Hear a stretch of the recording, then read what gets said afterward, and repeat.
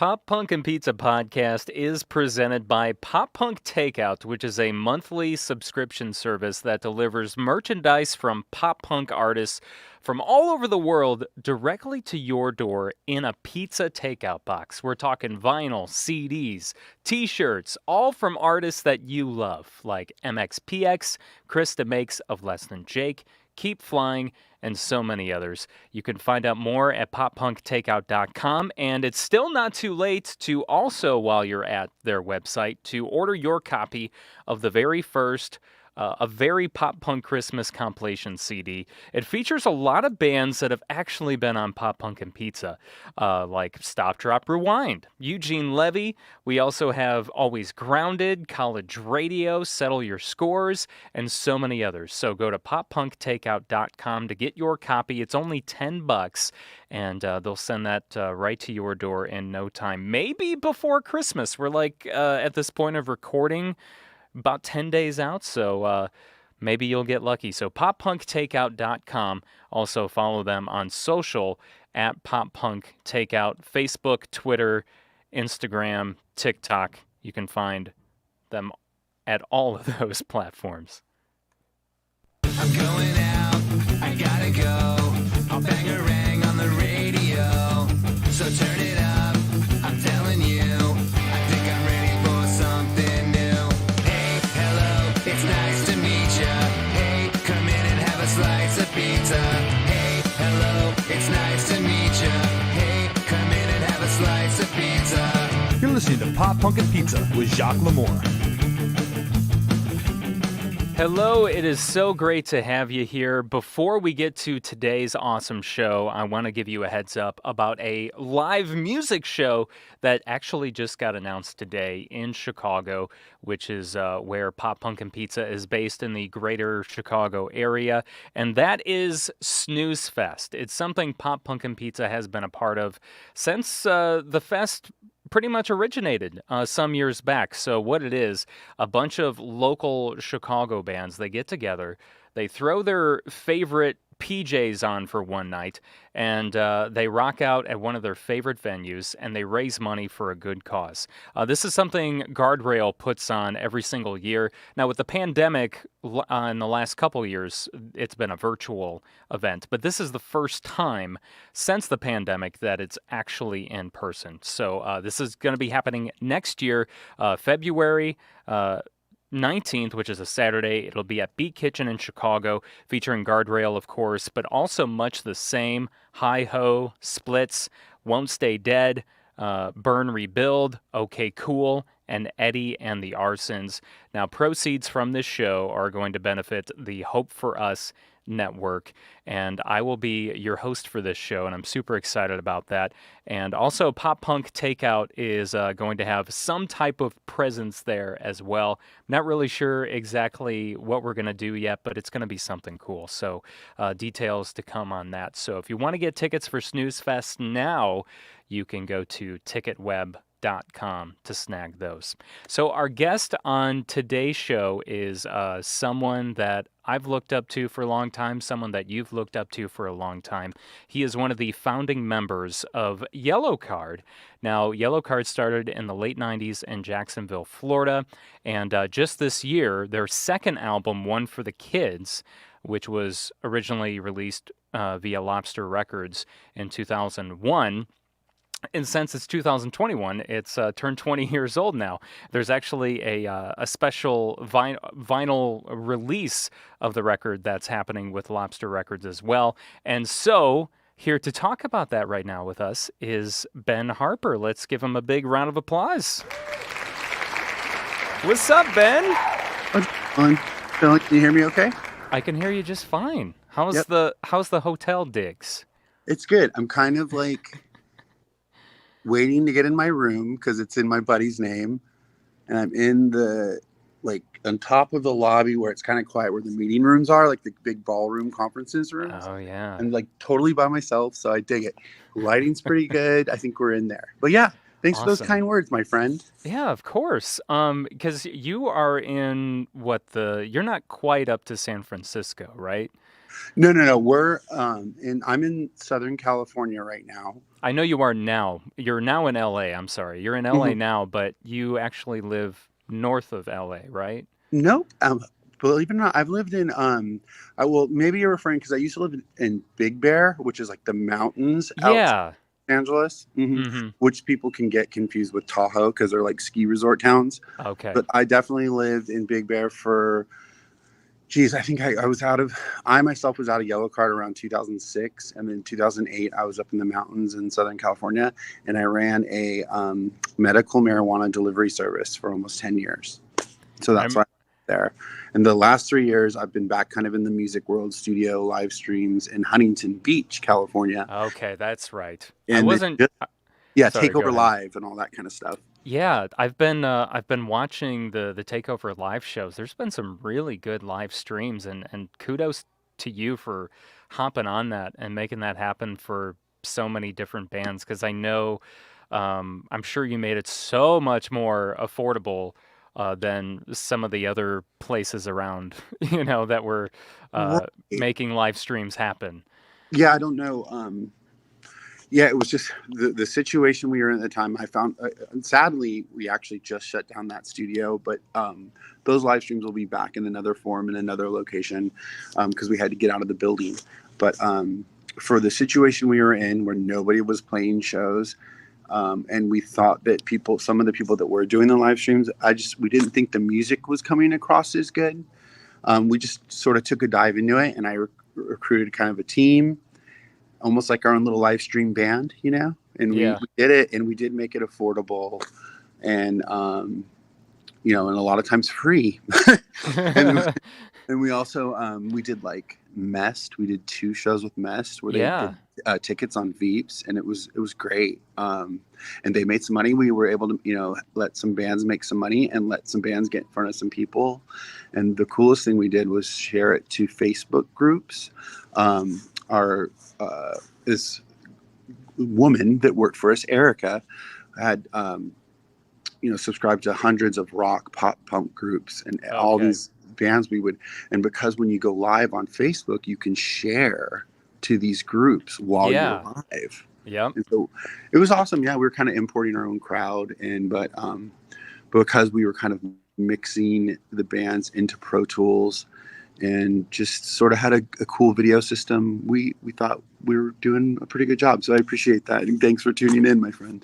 Yeah, of course, definitely, man. I thought they were good, and I remember catching your conversation on Mike Herrera's podcast, and I think that is Mhm, when you were just starting mhm, that totally. whole takeover live thing. So, Yep. And it was right um, before MXPX came out with, because they were getting, how they put on like a bunch of live concerts, live stream concerts out of their studio. And so, yeah, everybody was kind of gearing up to do something right when no one could yeah, play shows. yeah, So it was and cool on the other side of that, helping bands.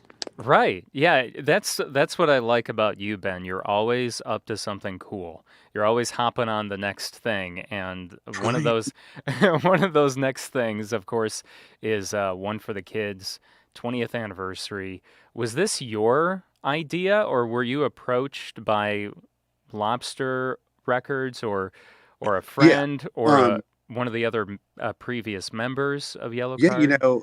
I think Steve, all right, so I've always been in touch with Steve, is the owner of Lobster Records. Okay. And without going into too long of a story, um, they were the first label that signed Yellowcard. Yellowcard with Ryan Key singing it in the band, because there was a couple records before Ryan was in the band when we were just in high school.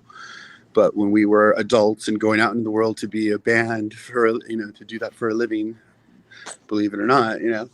Lobster Records signed us, and we got signed to Capitol. Fast forward, and I kept in touch with Steve to a certain extent, but Takeover Live, when we started doing those live streams, and he knew that I was behind it, I saw that he was tuning into him, and I was like, "Oh, Steve," and he reached out to me, and he was the one that brought up the idea.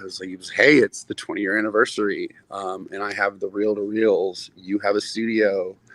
Let's do this, and that was kind of it. And I was like, oh my gosh, this is great. And yeah, I think that call was in May. So we've been working on it for a long time.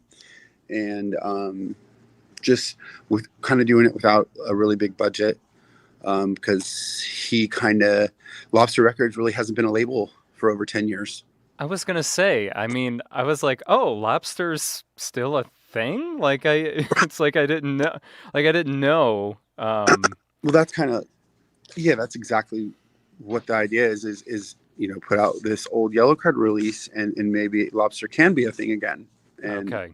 And actually, yeah. And I'm sure part of the team that helped put out this re-release is definitely going to be there for Steven. Hopefully he'll start signing some new bands and stuff like that. LP and I have a new band,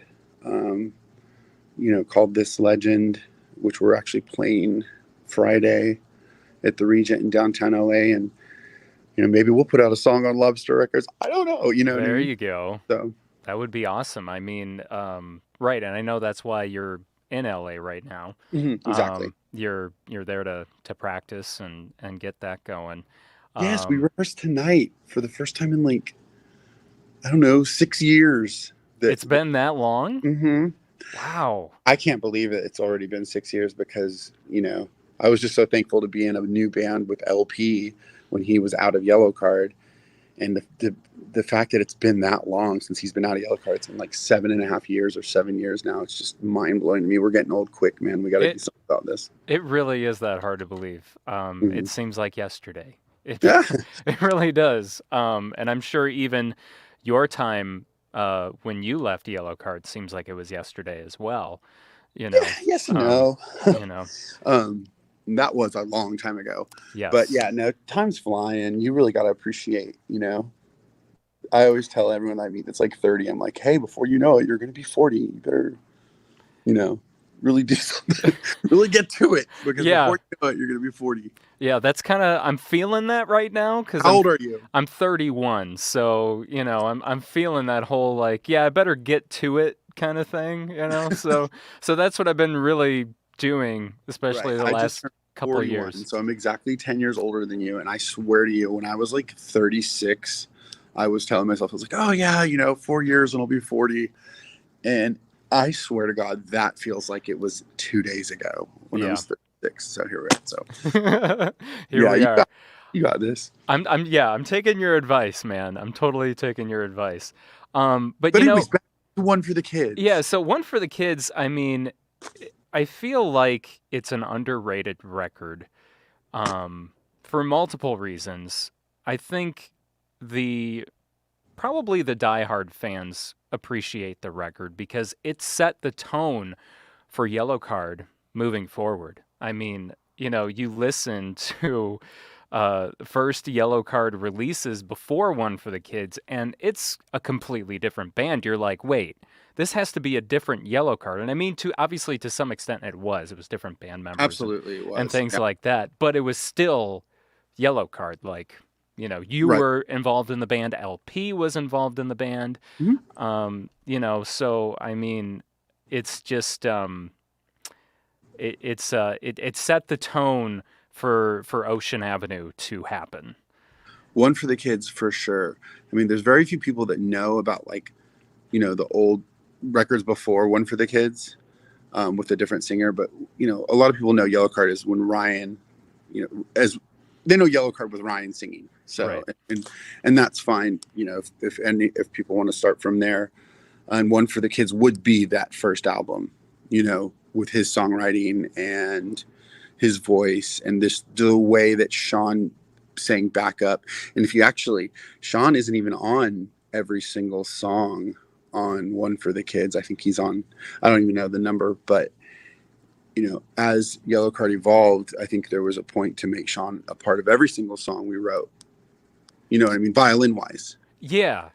But so even when he didn't play violin on songs like Starstruck, which is on One for the Kids, it's him singing, the backing vocals and going crazy on stage. But yes, it did set the way for our sound. And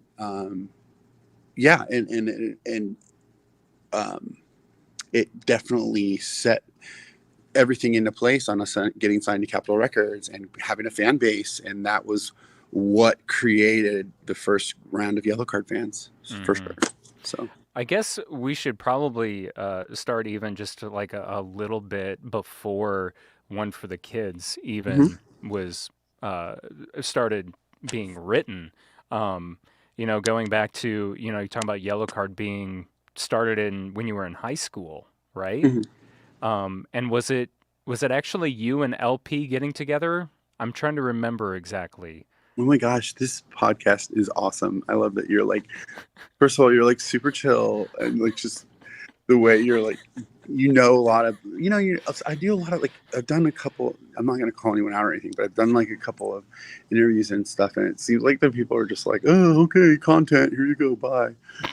It seems like you definitely know your stuff. So I appreciate Oh, this. of course, man. I'm a huge Yellow Card fan. Unfortunately, I did not get to see Yellow Card when you were in the band.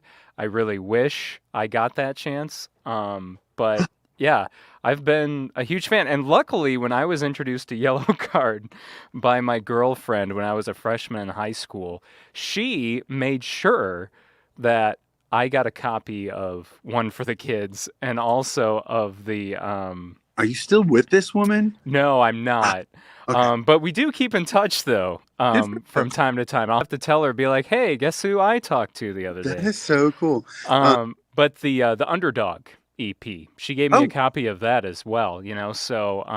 So yep. she got me because she gave me that and she gave me Ocean Avenue, and then it was right around that time that Lights and Sounds was about to come out too. But anyway, so yeah, so I'm a huge fan. Oh, Yellow Card has been one of my biggest influences in I love it, my man. So glad musical I could journey. like be on this and that it's like full circle. Here we are. Um, And it's thank you by the way for your kind words. I really yeah, appreciate that. I But love it. Now I back this podcast hard. thank you. So yeah, no, Yellow Card it's a great story, and I hope that more of the story comes out when it, even just the beginnings, the middles, the drama, and where it ended up. You know what I mean? And what the hell everyone's doing now. So, um, okay, so really quick though, interjection. You can come. This legend will be playing shows again, so you can come see us. And every now and then we'll sneak in a Yellow Card song. So therefore, that's with LP playing drums.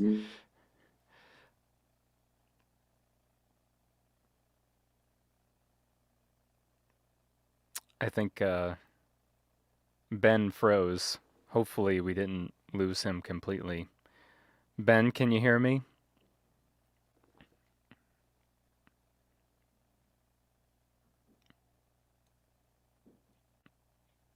Ben, are you with us?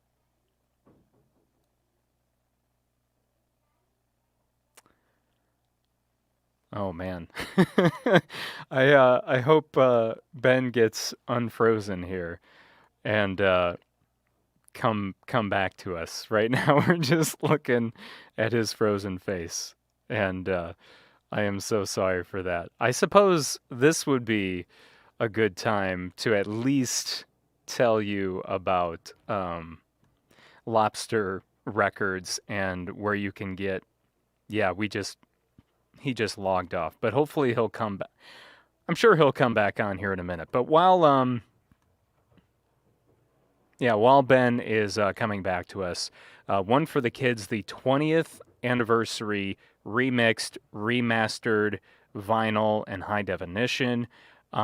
Pre-orders are available for that right now if you go to lobsterrecords.limitedrun.com. And there's a whole bunch of cool bundles too that go if you don't just want a vinyl.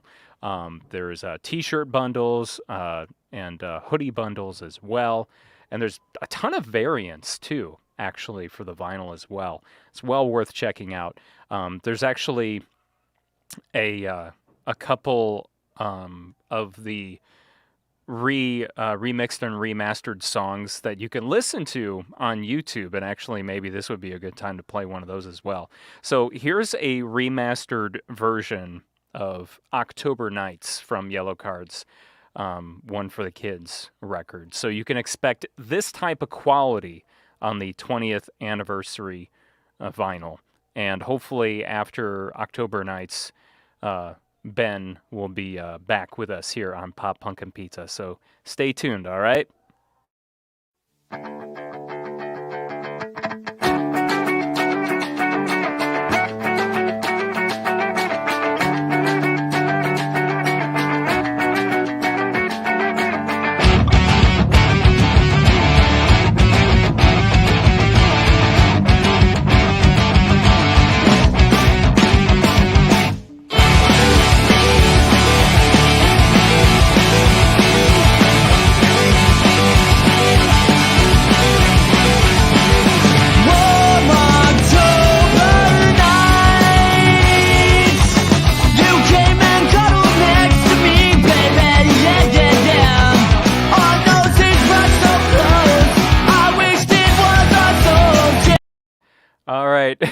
So Ben is back with us. Change of plan. That just at least gives you a little sample, though, of what the remastered. Remastered. Yeah, it's a huge difference. I was actually blown away by it. That's Um, fair. it sounds it sounds like a brand new record. Dude, thank you. Sorry about that. Sorry about just getting Totally disconnected cool. there. Yeah, no, that's a whole nother discussion right there. I'll finish the story about like how we started, or you know, But yeah, Yellowcard. to my recollection, though, wasn't it you and LP started jamming together? Isn't that how it started, or do Yeah, I have things wrong? yeah. Like I was saying, I hope more of the story gets to come out in the future. All the in betweens. We all went to Douglas Anderson School of the Arts, which is like a high school in Jacksonville, Florida, and LP and I basically met there, and he was like just the best drummer. We became friends, and he also was like the best drummer in the school. He was like just like insane beyond his years, and we were freshmen, and he used to live like 40 minutes away from me because we were in a magnet school. We came from different sides of the city. Okay. So since we didn't drive, like our parents would like drive to each other's houses, and we'd bring our gear and set up and jam in our bedrooms. And most of the time it was his dad bringing him from downtown to the beach where my mom and I lived, and we would get together in my bedroom. I think the first recording we ever had was a boombox recording where you like hit record on over a blank Yes. tape. I remember doing that. and my little brother Adam, who I'm seeing him next week, he's like 18. He's not little anymore. He's 18 months younger than me. But I'll never forget when he moved to California. I think he had the tape, but he lost it. He told me he had found it and he was bringing it. And Oh, when he got out to no. California, he was like, I lost it. Oh, Can you dude. imagine if we had that? Man, I would And it was- be. Yeah. That's that It would was like bring. improv. We just like, it was just him and I remember it was like a 3-chord jam, and we were just like improvising. But yeah. So anyways, we started jamming out and doing the high school thing. And then who do we meet? Warren, Warren, the bass player. And then he like started coming over and jamming, and then he knew this person and I knew this person. Fast forward towards the end of high school, just to jump into that, how like we had that original singer named Ben who had kind of a raspy voice like Good Riddance. So those old Yellowcard records that people listen to, it kind of does sound like a different Yellowcard. It was a different Yellowcard. Yeah. We knew Ryan Key. Ryan Key was in our arts high school. He was a theater major, so he could sing, and he also had this band called Modern Amusement. Modern Amusement used to play shows with Yellowcard and Inspection 12, and so we were kind of like, brother bands, local bands in the same scene. And Ryan went away, joined Craig's brother, got really damn good at songwriting. He already was, but he got better. Played a couple of songs when he got back in town because he was going to go to college. Craig's brother didn't work out. And then like he played some songs for Warren and I, and we were like, hey, because our singer at the time was really getting into the house music scene. And all the stuff that came along with it. And we were really young, And, Yeah, I was going to say, I think I vaguely remember hearing that part as well. Mm-hmm. And so we asked Ryan to be the singer of Yellowcard, and he really respected us as a band at the time. And I think he already like got on stage with us and did songs with us and stuff like at local shows. So it just worked. And then, Sean was able to, the violin was able to expand because it was more, rock and melodic, and Sean literally learned to sing like on stage behind Ryan, and it just worked out really well. So how did Sean, who brought Sean into the mix? How did you guys meet Sean? That he was an instrumental major in high school, and so was I. Okay. And we were both from the same kind of town in Jacksonville, so we used to carpool to school. And we also we were in a acoustic guitar, violin, 2 acoustic guitars and a violin trio called String Soup. I love it. We were in arts high school. We didn't have sports. Yeah. We just like did music and stuff and had projects, and there's dancers and actors, and right. So yeah, I had that going on. And I had the band Yellowcard, and Sean, if you see early VHS or early footage of us, Sean's just on stage dancing and jumping around before he even played violin with us. I think maybe he would get on stage and play violin for this one song. I think it was called Me First off of old Yellowcard record that he had a violin solo on, or he just we featured him just because he was our homie that played the violin. Yeah. But he loved the band. He was so wild about, punk or pop punk or whatever, it turned into. And he just, I don't know, he kind of pushed his own ass into the band, I think. So I mean, work, just imagine if that could have been another situation like the Mighty Mighty Boss Tones. Like Sean just could have been the guy that dances on stage and nothing else. Yeah, you never know. But he was so good at violin, Right. Anyway, but and I'll never forget. He used to always sing in the car, like on the way to school, and I always thought he was a good singer because he knows melody. He knows notes. Yeah, he knows his theory. Yeah. Theory, exactly. So yeah, we were a bunch of nerds. We weren't everybody had hair and clothes and the emo thing was thing. But if you look at old Yellowcard, we were a bunch of nerds from Florida. Yeah, because I think even you I agree. think even Ryan on the original front cover, he's wearing glasses, isn't he? Oh, of course. I mean, yeah. Yeah. LP had a teenage mustache. Right. It's it's all We were wholesome Florida boys. you were very wholesome Florida boys. So. And so getting the that. So getting to that point where, Ryan's in the band, I mean, that's probably pretty much when the writing for One for the Kids started, right? Yes, 100%. And what was the first song that kind of unfolded and got the ball rolling for that record? God. Do you remember? I can't. I know there was sessions. I mean, I remember there was a couple songs that we, the first songs we wrote as with Ryan as our singer. I remember some of the first rehearsal. I remember the first rehearsal with Ryan. Although I do remember that it was at LP's dad's house in Springfield, Jacksonville, which is not the best part of town. Yeah, I remember that, and it was hardwood floors, and it was really cool. It was this feeling it's hard to describe. Kind of like you think you got something, or this is gonna work, or something. Mm-hmm. Most of those songs we wrote because we knew Lobster Records was gonna pay for us to do a record at Pennywise's. It was Fletcher from Pennywise's studio, and he had a partner. It was called Stall Number 2 in Redondo Beach. I love the name. And it was a big deal to us, you know what I mean? Well, that's huge. I mean, you're talking about Fletcher from Pennywise. You're going to be at his studio. Right. And we all grew up on, Fat and No Effects and Pennywise and Bad Religion. And so it was the big time for us. And so we had this group of songs, and we drove to California to do the record. We took a van, a panel van, and drove across the country. All took shifts and got there in 36 hours. Drove to the Lobster Records office in Santa Barbara, set up, and the producer met us there, Darian, and we played him the songs in the office of Lobster Records. And I remember that was the first pre-production we ever had. Wow. Where he was like, oh, I remember in Big Apple Heartbreak, one of the songs, I think song number 6, he's like, I think the verse was the chorus and the chorus was the verse.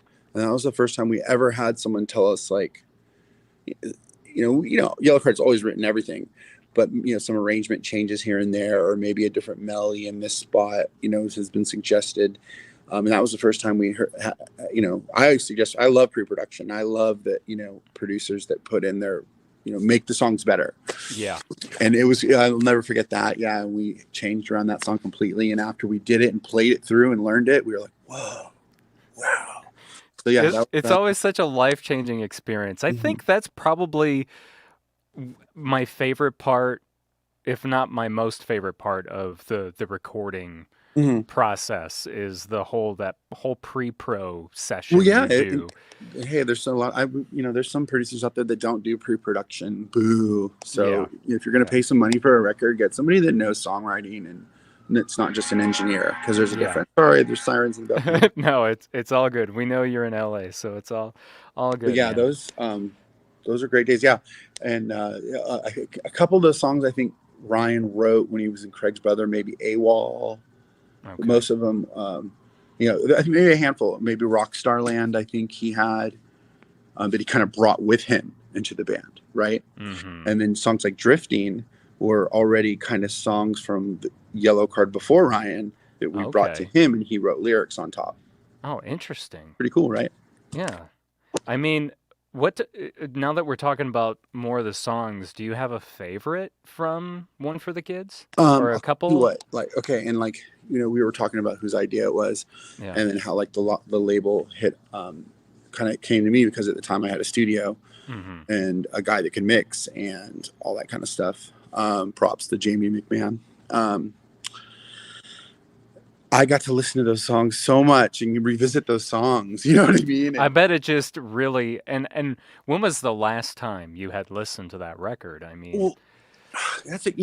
Tell you what. And no disrespect to the guy that produced it and mixed it back in the day, because he did a wonderful job.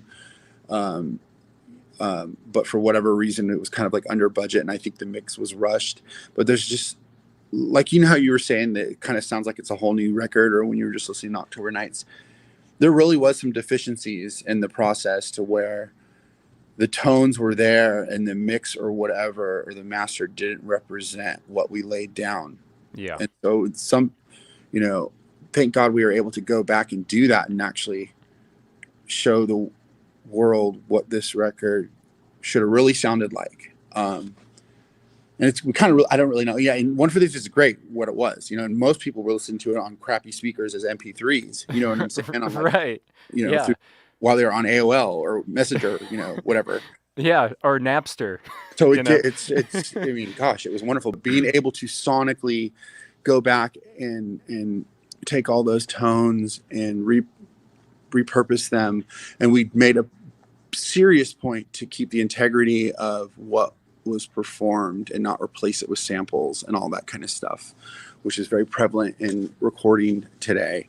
Yes. And the tones are gorgeous. And so what you're hearing are just everything repurposed and put where we think it should be. Now, mind you, Ryan and Sean were not a part of the mixing process. We can get into that if you want to. You mean the remix or the original mix? This process, when we redid it, and is just so Warren, LP, and I, which is 3 out of the 5 of us, are in touch, and we're also in touch with Lobster Records. The 3 of us have not been in touch with Sean or Ryan for years and years and years. And so there was some email exchange with management trying to get in touch with them before the announcement of the release. And it's just, we still haven't connected yet. Mm-hmm. So we're hoping that Ryan and Sean like the mix as much as we do. I hope so. And we are also hoping that maybe this would like reunite us, and maybe we would actually have a conversation or some sort of email banter about this. But we're not giving up. Yeah. And I know we didn't know Ryan was coming out with new solo stuff. Yeah, that was just announced this week. He signed to En Vogue. So right, and so yeah, props to him. And maybe when he's done promoting that or somewhere in between, he can post on the Yellowcard socials about One for the Kids, because it helps him too. And just to be like overly honest, the label is like almost like gifting this re-release to the members of the band. Oh, really? Yeah, royalty wise, like, hey, okay, a larger percentage, kind of like almost like a new deal. And so like everyone will, see something from this. And so it only benefits, Ryan and Sean if they get in on the promotion aspect of it. Yeah, but I everyone can kind of see what. Well, I know Sean is active on social media too, but I don't know what is Sean up to these days. I know he's got a family. I really don't know. That's what I'm saying. It's like, I actually don't know that he's active on social because I'm not like part of his socials. You know what I mean? Mm-hmm. Like LP and I have been best friends, even when he was in Yellowcard and I was out of Yellowcard. Right. Warren and I, of course, have always been super close. For whatever reason, Ryan, Sean, I don't know if they communicate with, yeah, for all I know that there's no communication with ex members. Mm-hmm. I know that Pete and Ryan are close still. Pete was the bass player on Ocean Avenue, Yeah. Lights and Sounds, and Paper Walls. But for what I know, Sean is in Washington or Texas, and I think he has a family. So Right. I knew that when Yellowcard was on their farewell tour, he was just I think his wife was pregnant, I think, with their first child. that's You know, great. Yeah, so I could totally see him being the family man, and it seems as if out of all them Yellowcard members, he is the only one with a kid with kids. right? Yeah, If- that's kind of what I thought too. Totally, it's totally the one with kids.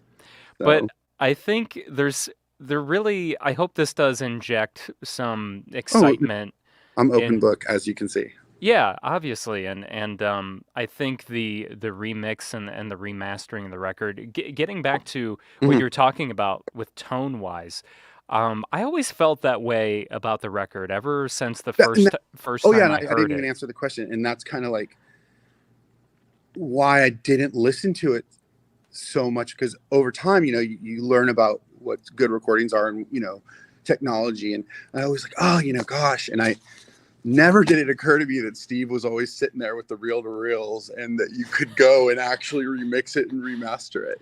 How Yeah, lucky are we to be able to do this? yeah, And it just happens to be with the situation. So after being involved in the remix process and having to listen to songs over and over and hearing them in this new light, where you can hear LP's kick drums and you can hear, the EQs proper, and just the power is back.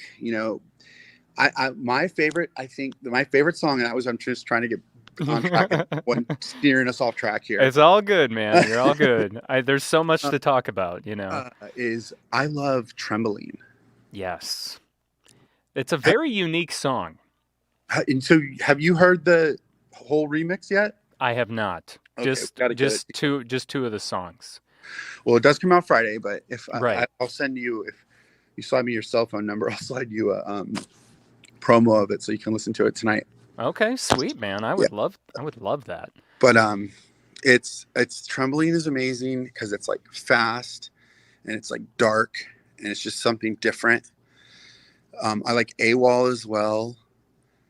I mean, you're right. I don't know. One for the Kids is such a great record. Like, you're originally saying when we started talking. And I don't even know the percentage of Yellowcard fans that are Ocean Avenue fans, that, in that pop world, Mm-hmm. that probably have never even listened to One for the Kids. Yeah. And maybe are turned off because of the sonic quality when they first hear it. Mm-hmm. So And we're hoping that this, gets some freaking plays and people listen to it and dive into, this record that's 20 years old. So yeah, I honestly think they will, because I just I remember the first time listening to it. Obviously, there's a huge difference between that and Ocean Avenue. I mean, Mhm. you're signed to a major label. You got a much bigger budget, so that all makes sense. like 100 times bigger budget. Right, yeah, but even still, like, going back to even the tones Mhm. and capabilities before having that ginormous budget, I feel like it it could have been better. I just always felt like what I loved about the record is that it always had a good I don't know how to word this, like a live feel. Like, it Mhm. felt like everyone was actually playing together, like at the Yes. same time, kind of deal, Yeah. all at once. I It did had, like, it felt like it was alive. It was like, it had energy. It had, it wasn't like, you could feel the power in the performance. yeah, We're talking about One for the Kids, right? yes, Okay. yes. Um, But as far as tones, I felt like it was kind of flat. Yeah. All across the board, but then also the guitars seemed like they could have used a little more grit. And right. you I'm not a big producer. I'm not the guy that mixed it. I was kind of like the historian, like, okay, listen to the record. This is way louder here, and this very, you know, this is, you know, and no, don't, you know, replace this with a sample and all that kind of stuff. You know, just sort of like making sure the integrity was there, but it was enhanced. Yeah. But when we pulled the files of no one really knew what was up with the original mix of One for the Kids until a producer was able to look at the original files and the original tones, because it was tracked on a reel to reel. Yeah. And so we just got all of these tracks, you know, unlabeled tracks. And so we had to go and be like, okay, well, this is obviously the kick and this is obviously this. And the tones are actually amazing. But somehow, some way, it was kind of squished, or the low end wasn't proper. Ryan's voice was kind of EQ'd. Could have been better. Yeah, it was just kind of flat. Like I said, there wasn't really, you know. Yeah, and I guarantee you, when you hear this, yeah, it's kind of restored. It's like, that's why it's called high definition, because it's kind of what it's like. I think one of our friends heard it, and he was like, "Wow, it's like One for the Kids in high def." Yeah. So And I feel like it brings it closer to that Ocean yes, Avenue Mhm. level, you know. And absolutely, it'll pump your speakers, and they're really there's like actual low end, and you know, and there was some stuff that, you know, that was recorded that obviously digital technology you could have tuned or lined up on a grid, and we didn't do that. You know what I'm saying? We didn't go and, you know, make the record unnatural, like Yeah. you're saying, to keep that feeling. So now the performance is there, the tones that were originally laid down there are just mixed right and with current technology.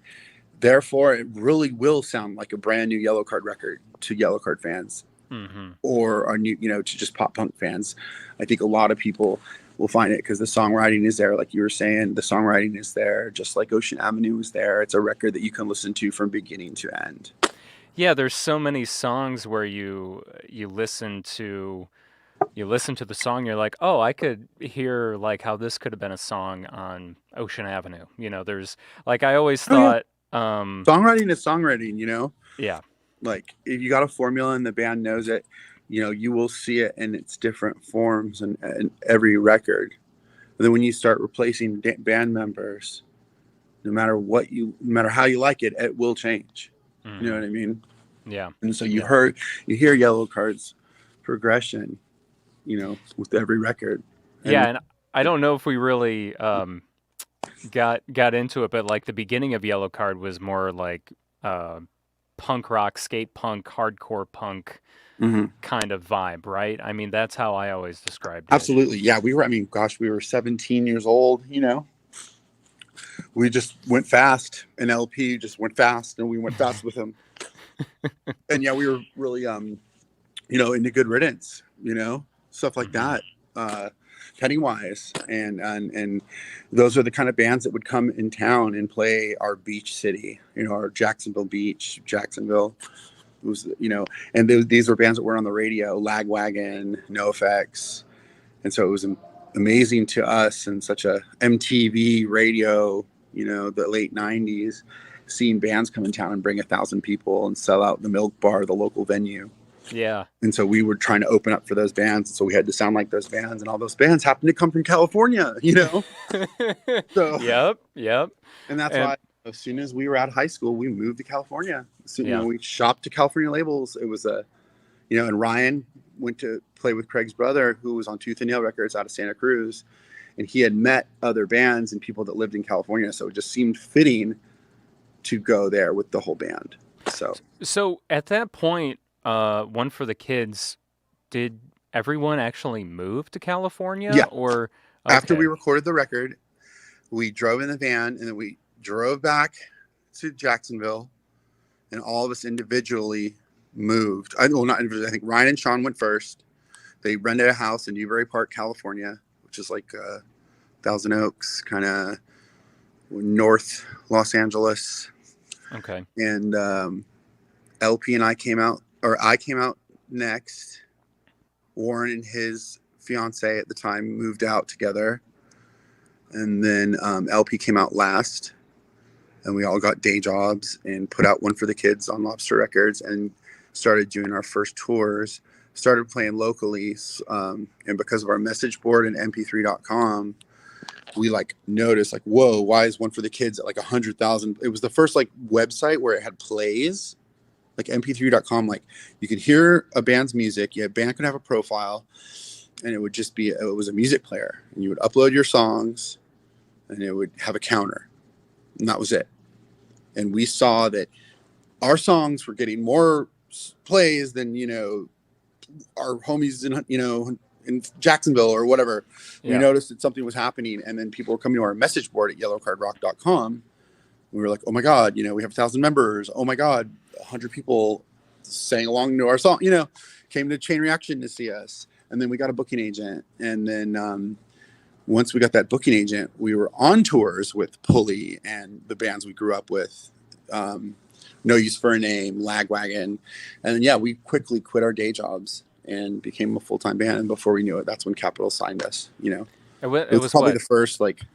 It was within that year after signing to, or after releasing One for the Kids, right? Well, yeah.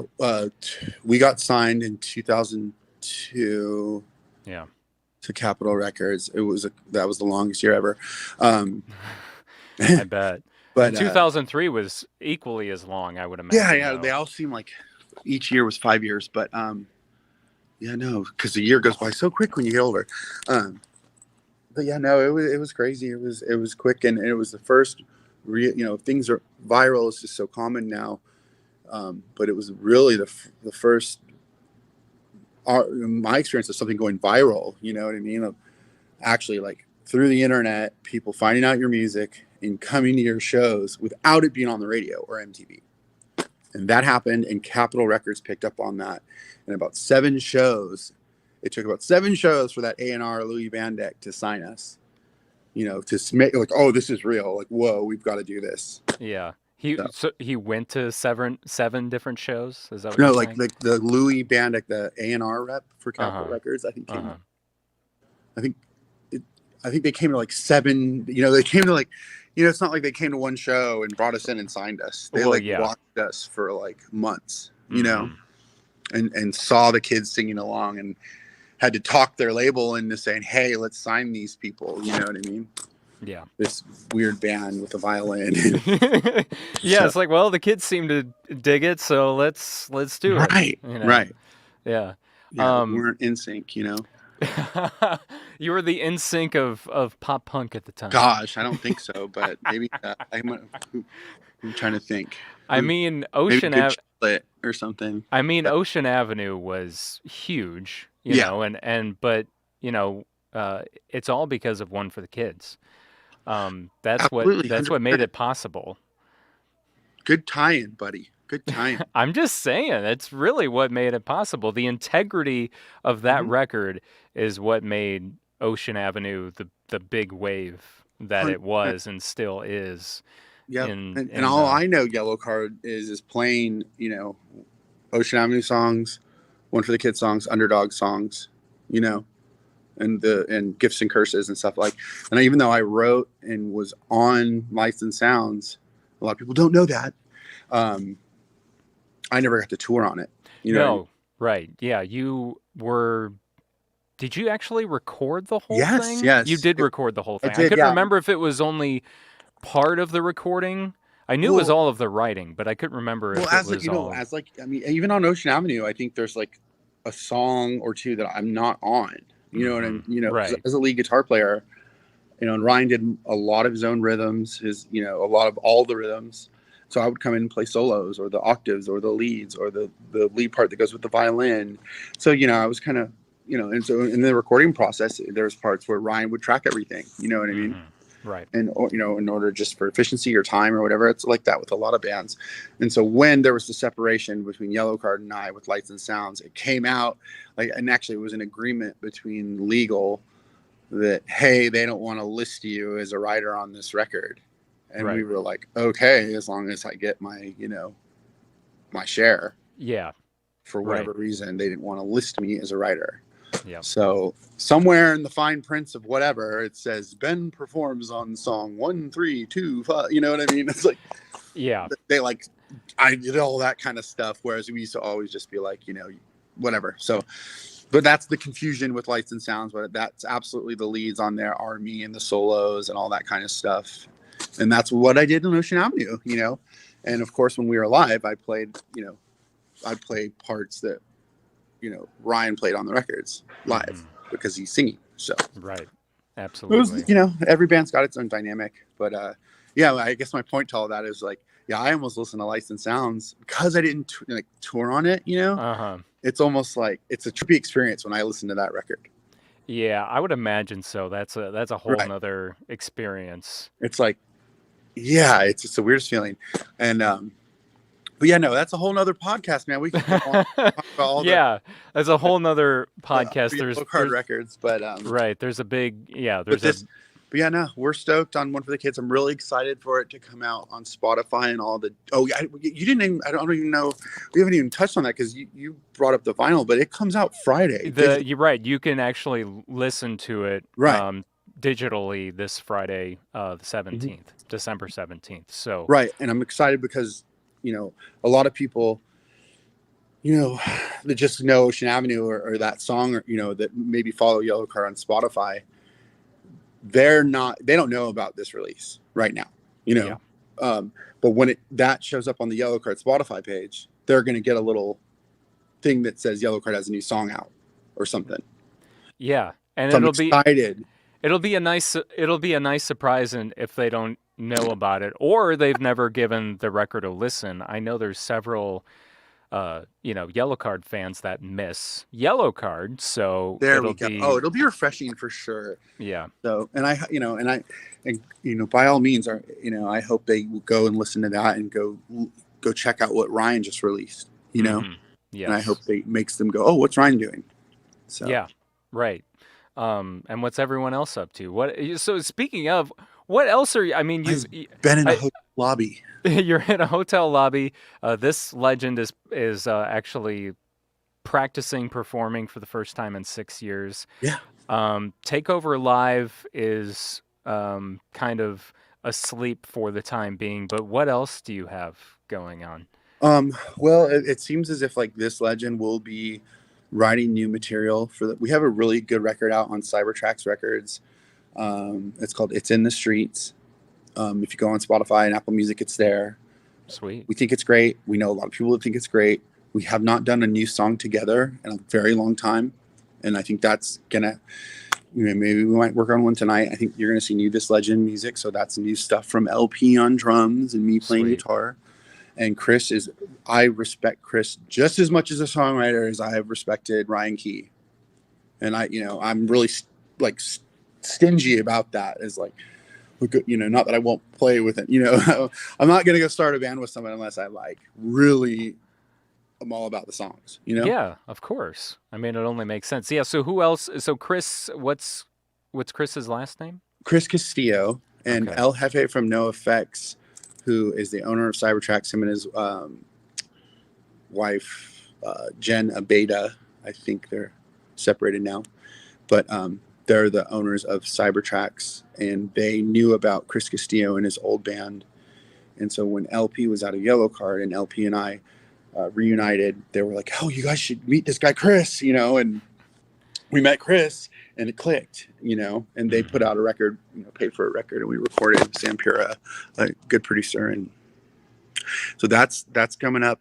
LP has like all kinds of bands. Yeah. For me, He's yeah, one of the for best. me- He's underrated as far as drummers. He's, in my opinion, one of the best drummers ever. Absolutely. I always, and now we see like Travis Barker, like everything pop punk. I really think someone, maybe we should find LP like a new manager or something. But yeah, LP's like playing Yeah. on everyone's record, but that's Yeah. okay. He could just play with this legend. Yeah, there you go. I mean, but no, in my eyes, he's right up there with Travis. I mean, Oh my gosh, yeah. he's always blown my mind with. Well, LP's he's his own style. I mean, if Yes. you're a drummer out there and you haven't really gone and watched LP like solo or just like improv or what that guy does with his like kick drum and stuff, it's quite impressive. Like, it's different. It's like his own thing. You know what I mean? No one else sounds like LP. No one else plays drums like LP, hands down. No. Then again, no one else really plays drums like Travis Barker. That's why they're both so unique, Right. and that's why I feel like LP is underrated. Hey, you know? some of our peers are pushing 60. We're all early 40s. So there's time. But let's see It's how time long to turn this around. keep going. And what Travis is what? He's mid 40s, I think. Yeah, I forget. Not too much older, but He I might want to. He's definitely a little older. I think he's 50. I think he's like 50. You think he's 50? I don't know if he's You quite Google 50 it. I don't. yet. I can't right now. Well, let's see. Now I'm curious. Me too. Because He's totally having a revival. he's 46. Oh, you're right. I knew knew. you were right. Yeah, you're the Blink 182 guy. I do love Blink. Yep. You know, Yep, and yep. obviously Travis is quite is quite a name more and more Well, good. right now. Oh no, Mark is older than Travis was the young one. I think Mark and Travis. Yeah, I think Travis is the youngest. Yes. Okay. Yeah, I want to say Mark and Tom are. Let's see. Someone's 50. Well, Tom just had a birthday a couple days ago.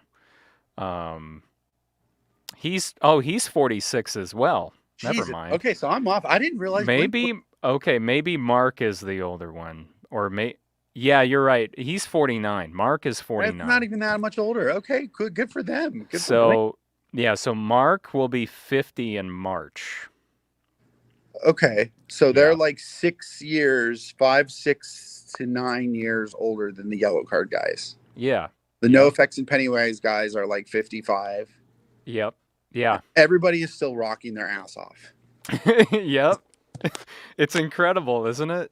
Yes, I love it. And I took a little 10-year break in the pop business, but I did we did a year of touring with this legend. And I fully intend to spend my 40s as an old, gray herring pop punker. Sweet, man. Do it. Do it, man. It Friday. I fully support you. Yeah, and I hope you have a kick-ass show. And I think it's awesome you're actually playing a show, even though it's not a Yellowcard show. But it's almost like a Yellowcard show because LP is there. I got it. Yeah, I don't know how much time we have, but yeah, we got a couple minutes. Okay, so this is a true. I don't know if I've ever told anyone this story, but I'm getting comfortable with the podcast where I was really really uncomfortable to see myself on video. But so I used to have when I was out of Yellowcard. I know this sounds kind of weird. Maybe I'm getting too personal, but I used to have dreams. I used to have dreams about being on stage with LP or just with Yellowcard. I used to have reoccurring dream that I was on stage with the guys. And it was kind of trippy, and it was kind of a bummer when I'd wake up. I'm like, oh, when LP was out of Yellowcard, thank you, universe, and we reunited and started this legend, those dreams have never came back again. Really? Ever. Because I think it's because maybe that's what I was missing, was being on stage with LP. Or maybe it was the fact that you at least connected with one member. No, honestly, it's that feeling of performing with LP behind you is like no other. I've been on stage with other drummers, love them all, but playing with LP is different.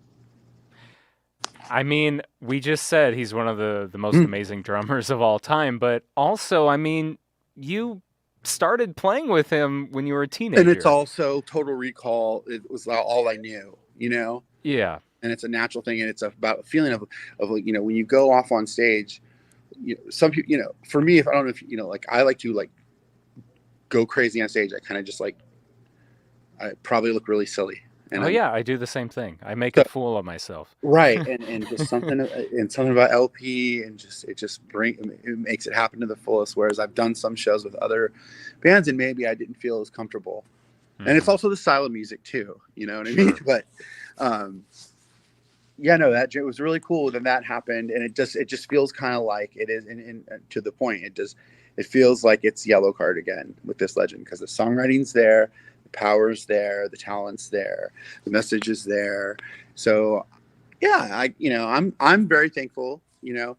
Like I said, all of us would be Ryan's and Sean's friend again, and would totally be down to do something. I don't think that's ever going to happen. I mean, even if it's just just to at A least one-off. exchange, just even to exchange words, or just That even would have, that will happen. you know, I think sometime somehow we really thought that the re-releasing this, and maybe we waited too long to really reach out to them. I think, yeah, whatever. Maybe we could have tried harder. You know what I mean? Yeah. But yeah, it's so hard to talk about that. But No, I completely understand. I just it's weird. hope Yeah. I just hope that everyone in some way or another is able to just reconnect, Yeah, say yeah, yeah. I guess say what I say meant. something, and Yeah, just kind we're of none of acknowledge us, acknowledge any of each us, even other. like playing music with Ryan again is like, we know that's never going to happen again. But Right. definitely like just a hello or just Yeah. any sort of like conversation. It doesn't have to get dramatic. I mean, God, whatever happened to all that kind of drama. For me, we were in like mid-20s. For LP, it's a little different. And I'm sure for every ex Yellowcard member, it's a little different. But life is short. You know what I'm saying? Yeah. And I think it would only do Ryan like really good with his solo career is to like be a little more open to the Yellowcard past, maybe support it a little bit more, and we're just thankful that this record was able to be remixed and remastered, so Yellowcard fans, whatever album you're into, can get something new to listen to, even though it's the same Absolutely. songs. The remix and remastered has allowed this to come off across as new Yellowcard, hands down. So It really comes off as a whole Mhm. new record, so everyone needs to check that out. Go And check it then out. Go get the pre-order the vinyl. It ships next summer, and then Thursday 9 o'clock Pacific time, midnight East Coast. Listen to yourself a whole new Yellowcard record. I love it. And then brush You up will. on this legend. Oh, And yeah. Check out this legend, and yeah. you'll see follow them, and then you'll see a new song sometime next year, for sure. Awesome. Well, At least one. looking forward to that. So, Ben, thank you so much for your time, and I really hope you have a great show on Friday. Anytime, Mr. Lamore. And yeah, we'll have to do this again. We'll have to maybe next time we'll dive in. We'll do like a this. How do you pronounce your name properly? Jacques. Jacques, and it's Lamore. Yep, L'Amour. Yep. Is that French? Yes. LP, Longinu Parsons, is French. It is French. You're right. He literally speaks like a pretty decent, Does he really? I don't Yeah, speak it that well. I took like 3 years in high school, and I've never used it, so Well, I've just lost it. I don't really know how well it is, but he will speak full French. Yeah. Is that the right term? He'll, like, when we've gone to Quebec and stuff, and Yeah. like he'll go. I don't know how well it's coming across, but he could be saying the wrong thing or something. But yeah, he can totally get down. So Well, next time we'll have you and LP on the Yes. show, and him and 100%. I will have like a French off. Yes, we'll have and a French off, and we'll do some of this legend stuff, and maybe preview a new song. Yeah, no, that would be great. I would love to actually next time have both you and Consider LP on the show, and we can talk this legend. That would be cool. For sure. Consider it done. Awesome. Well, yeah, have a great rest of the night. I hope you're able to check into to your hotel room soon. Yeah, in fact, as soon as I probably go downstairs, I think my boy Corey will be there. So Awesome. we're gonna check in, and then we're gonna get ready to head over to this legend practice. We're gonna make sure LP and his wife get in town, and I'm excited, man. This is All a right. great little predicate to a cool night of rehearsal, almost like historical reunion. So Cool. All right, thank man. you. Yeah, well, good luck. All right, thank you so much. All right. Take care. Thank you. You too, All right. Ben. Bye. All right, bye. All right, let's give Ben another round of applause. Benjamin Harper, everyone. What a wonderful, such a kind dude. I'm really grateful that he stopped by to talk about the 20th anniversary of Yellowcard's second album, One for the Kids. Make sure you give that a listen coming up. If you're listening to this before Friday, you'll have to wait, but maybe it's after Friday, December 17th, and you can hit up Spotify and all the streaming platforms and actually listen to the remixed, remastered version of the record. I promise you're going to fall in love with the record if you never really gave it a chance before. Go ahead and give it a chance now, see what you think of it. If you like what you hear, then you can pre-order the record, which you can do at lobsterrecords.limitedrun.com. All kinds of bundles there, all kinds of different vinyl variants as well. And some of those bundles include shirts, they include hoodies, and all that good stuff. And then, yeah, check out this legend. We did briefly mention Ryan Key. William Ryan Key is what he goes by with his solo music. He also just announced he's signed to En Vogue Records. Not sure what other members of Yellowcard are up to, but I would be curious to find out now after talking to Ben about all of that. So thank you so much to Mike from Earshot Media for setting up this interview, and also to Lobster Records as well for making this 20th anniversary happen. I'm Jacques Lamour. It's been an honor and a privilege to be here with you.